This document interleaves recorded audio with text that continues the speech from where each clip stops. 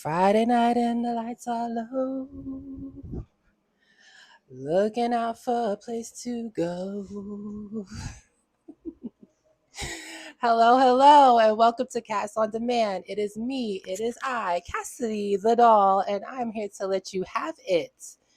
All right, now, so we are back again for part two of How Do You Know If You're Actually Trans? The questions that changed everything. So before we get into part two, if you haven't already, go ahead and watch part one. I will try to link it to this video somehow. So make sure you watch part one before we get into part two.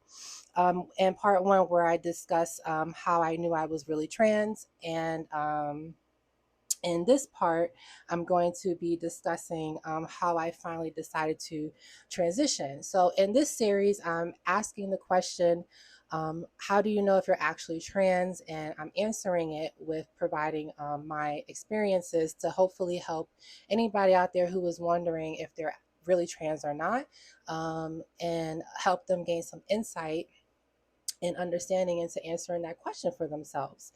But just as I did in part one, I'm going to do a disclaimer in part two, um, which is I cannot tell anybody if they're transgender or not.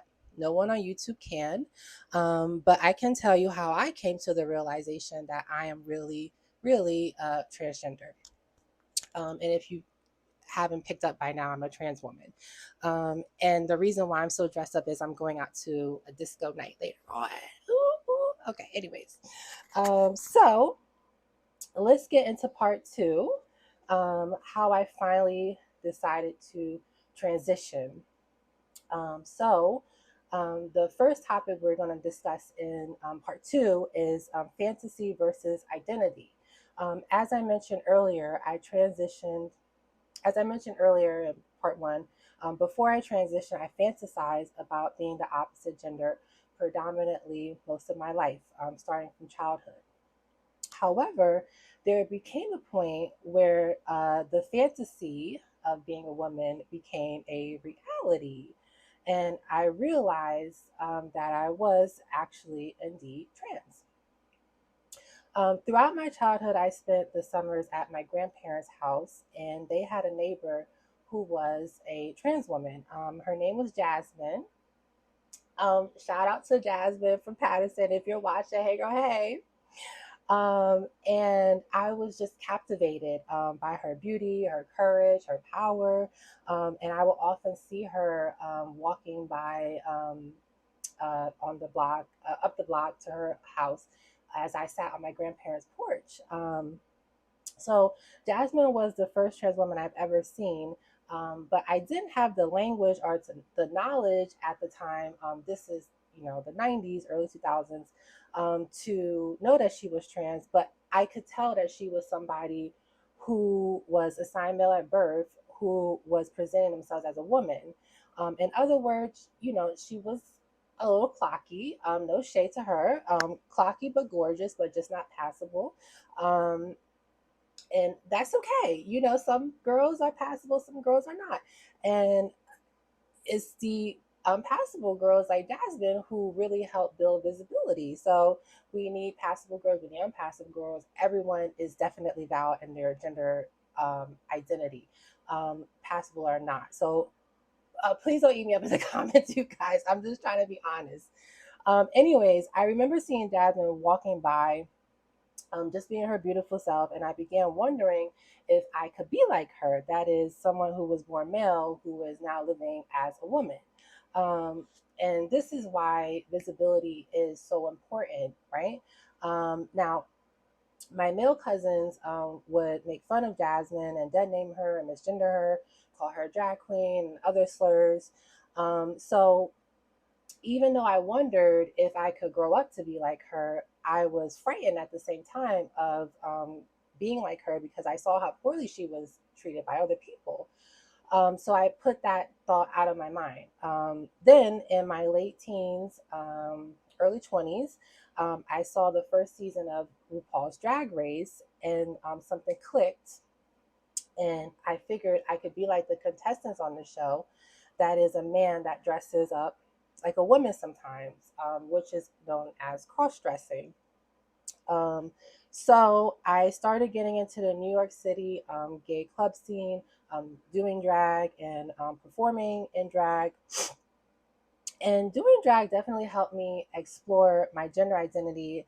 And I would say an indication that helped me realize I was actually trans and not just a drag queen or a cross dresser was that I hated taking my drag off. It would literally bring me into depression to take off the makeup, to remove the wig, and go back to looking like a man. But at this same time, I still didn't realize that gender transition was possible. But the more I immersed myself into the queer New York City club scene, including the underground ballroom scene, which really happened truly haphazardly, I began seeing trans women. And drop dead gorgeous trans women at that. And I saw how celebrated they were in those spaces, the ballroom spaces. And then it all finally came together. I didn't have to fantasize about becoming a woman. I could actually become a woman like these gorgeous trans women that I saw in the ballroom scene. So I realized I was not just a cross dresser or a drag queen.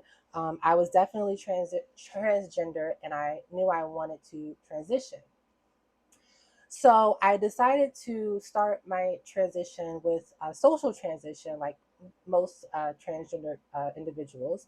And I began wearing female clothing exclusively and going by female pronouns. I changed my name, and I basically began presenting myself as a woman 24/7.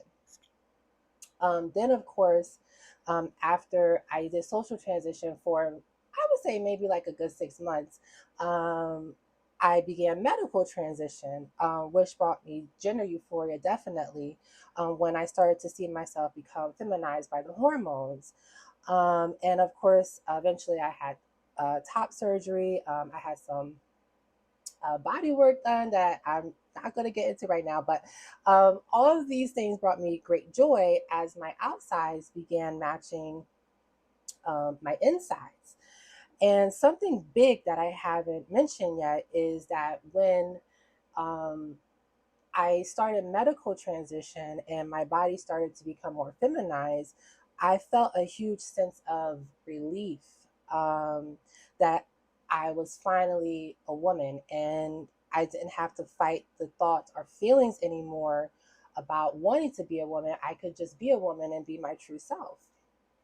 And I didn't experience this calmness, this peace until I transitioned, which let me know, going back to the question of am I actually trans or not, that I am trans.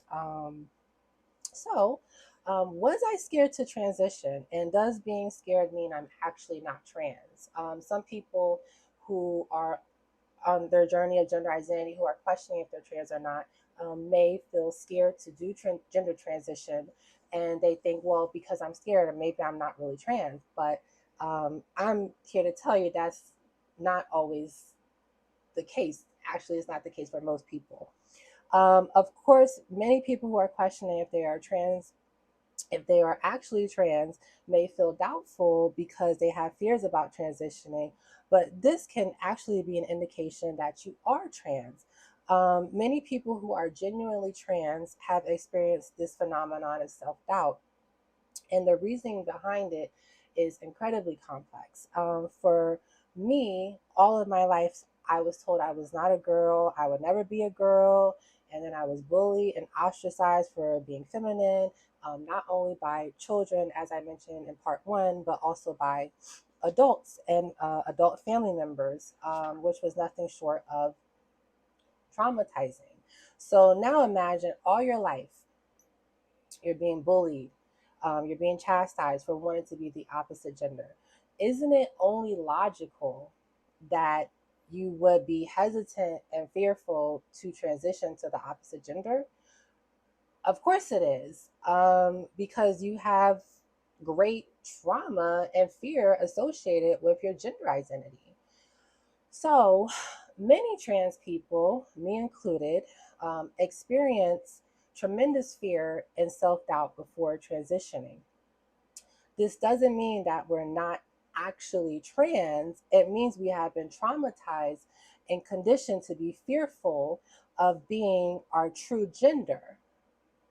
But miraculously, the desire to want to transition is still there. It just takes some courage, right? To say, fuck society, fuck my trauma and all that negative shit. I'm going to do me. Um, of course, that's not easy to do, but it has to be done.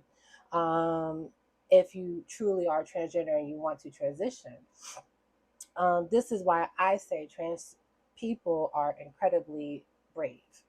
Now, the next topic I want to do with answering the question, am I really trans or not, is asking yourself, am I escaping something or moving towards my true self? Um, One question that changed everything for me when I was questioning if I was really trans was this: am I running away from something or am I moving towards my true self? And I knew I was truly trans because the answer to that question was that I wasn't transitioning to escape anything. I was transitioning to become myself. I didn't want to be a woman because I thought life would be easier in some way or that I would gain benefits. I transitioned because I wanted to be a woman, and that really was it. I wasn't escaping anything. I wasn't running away from anything. I simply did not want to be a man any longer. And if there was a way for me to be a woman, I was going to do it. I'm not saying I didn't gain anything or benefit in some ways from transitioning. Of course, I have. But I have also lost and sacrificed a lot of myself to become a woman. And I discussed this in some of my earlier videos if you want to check those out. But even with everything I've lost, I've gained so much more. So that's another way I know I'm really trans, because I've accepted the losses to make the gains. And I'm at peace with that because I'm now the woman that I've always wanted to be. So, those are some of the ways that I answered the question, am I really trans or not, when I was wondering that before I started my gender transition 14, 15 years ago. I'm an old bitch. I know. Anyway, so what are some steps you can take to help explore your gender identity? I would say number one, you can journal. Write down your thoughts, your feelings, your memories, which can help you keep track of what brings you distress and what brings you comfort. For example, today somebody called me ma'am or somebody called me sir, and this gave me gender euphoria. Document these things so that way you can go back and look and see what brings you comfort. Like, as I mentioned in part one, gender euphoria is an indication that you are really trans. Social experimentation is another way to explore your gender identity. Try out a new name. Use your preferred pronouns. Wear desired clothing that you want to in public spaces that are safe and around friends. For example, I used to run a transgender support group, and some of the trans women there would come dressed in male clothing and would get dolled up and dressed as a woman in women's clothing, and test out how they felt presenting in public as a woman. So, social experimentation, definitely give it a try if you can. Seek professional help.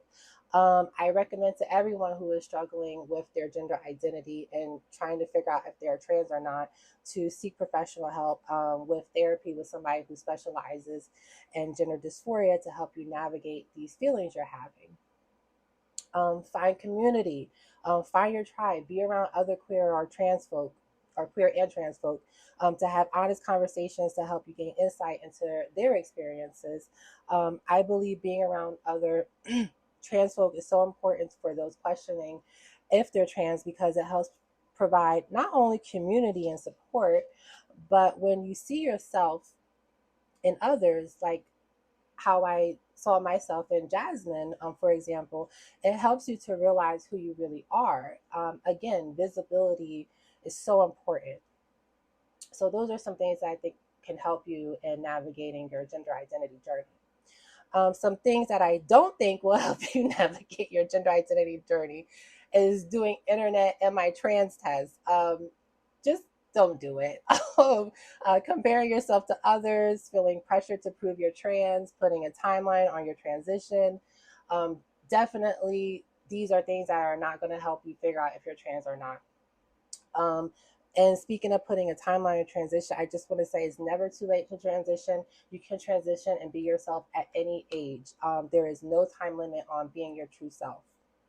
So, I know I spent this video detailing what makes you actually trans, but I hope you've come to the realization at this point that the goal of self reflection in the area of gender identity isn't to prove if you're actually trans. The goal is to understand yourself. If you come to the realization that you're trans, that's okay.